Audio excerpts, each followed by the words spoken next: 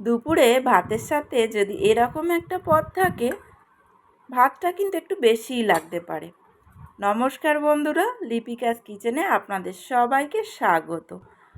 আপনারা যারা আমার চ্যানেলের নতুন বন্ধু, তাদেরকে অনুরোধ করব আমার চ্যানেলটিকে সাবস্ক্রাইব করে আমার পাশে থাকার জন্য। আর হ্যাঁ, পাশে থাকা বেল আইকনটা কিন্তু অন করতে ভুলবেন না, যাতে আমার সব রান্নার নোটিফিকেশান আপনি সবার আগে পেতে পারেন।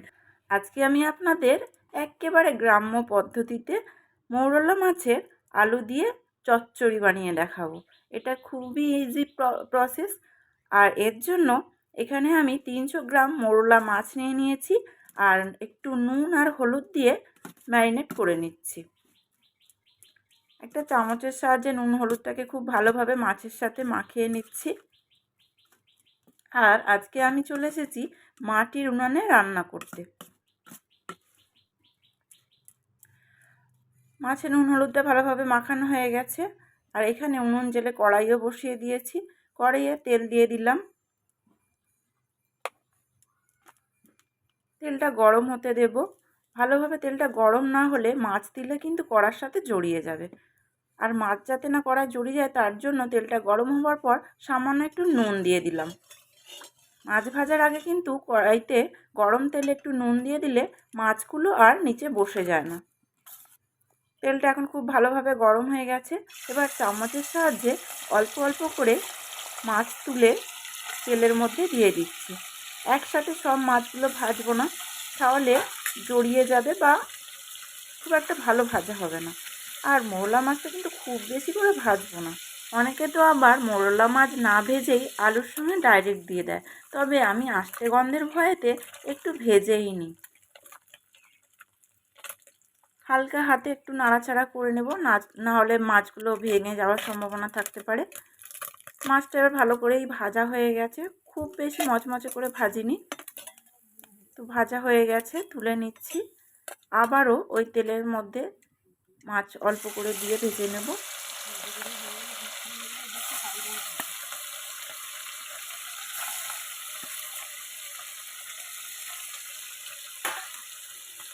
এদিকে যতক্ষণ মাছটা ভাজা হচ্ছে, ততক্ষণ আমি একটা আলুকে, বড় সাইজের আলুই নিয়েছি, আলুকে খোসা ছাড়িয়ে সরু সরু করে কেটে নিচ্ছি।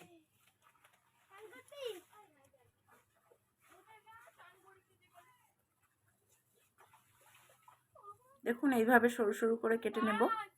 আর আলুটা কেটে জলের মধ্যে রেখে দিচ্ছি, যাতে না কালো হয়ে যায়।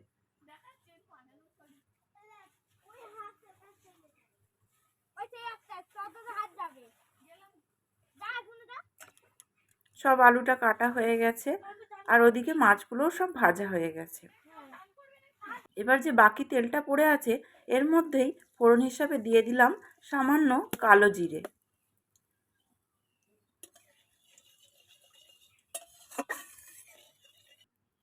জিরেটা একটু হালকা করে নাড়াচাড়া করে নিয়ে এর মধ্যে একটা পেঁয়াজ কুচিয়ে দিয়ে দিলাম।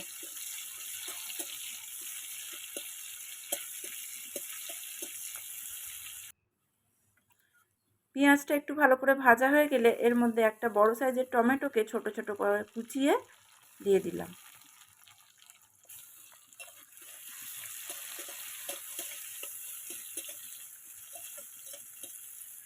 এর মধ্যে 1 চামচ নুন দিয়ে দেব, মানে পরিমাণ মতন নুন ব্যবহার করবেন, যাতে টমেটো আর পেঁয়াজটা খুব ভালোভাবে গলে যেতে পারে।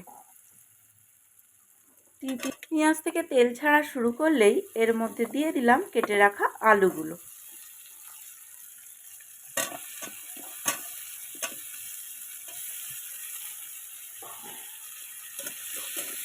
আলুগুলোকে পেঁয়াজ আর টমেটোর সাথে খুব ভালোভাবে কষিয়ে নেব।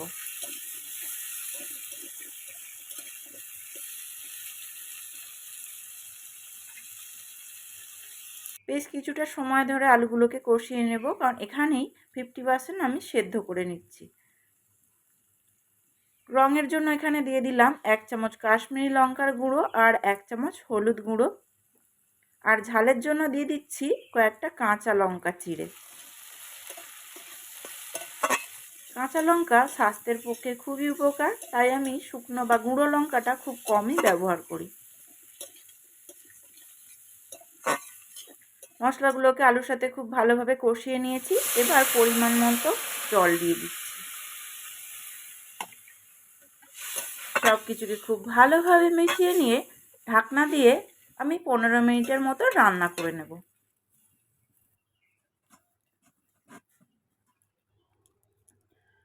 পনেরো মিনিট পর ঢাকনাটা খুলে দিলাম আর দেখুন আলুটা এখন খুব ভালোভাবে সেদ্ধ হয়ে গেছে। এবার মাছগুলো আলুর সঙ্গে দিয়ে দিলাম।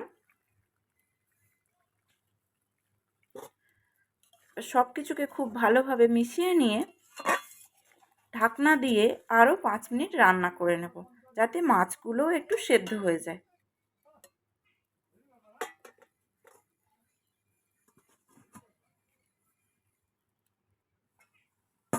পাঁচ মিনিট পরে ফিরে এলাম আর দেখুন এখন চচ্চড়িটা কত সুন্দর দেখতে হয়ে গেছে আর সব কিছুই ভালোভাবে সেদ্ধও হয়ে গেছে। একটু হালকা গ্রেভি রেখেছি, তাতে খেতে ভালো লাগবে। একদম শুকনো চচ্চড়ি করলে খুব একটা ভালো লাগে না, হালকা গ্রেভি থাকলে আমার তো বেশ ভালো লাগে। আর দেখুন কাশ্মীরি লঙ্কা দেবার কারণে চচ্চড়িটা বেশ স্পাইসি দেখতে হয়েছে। এবার নামিয়ে নেব।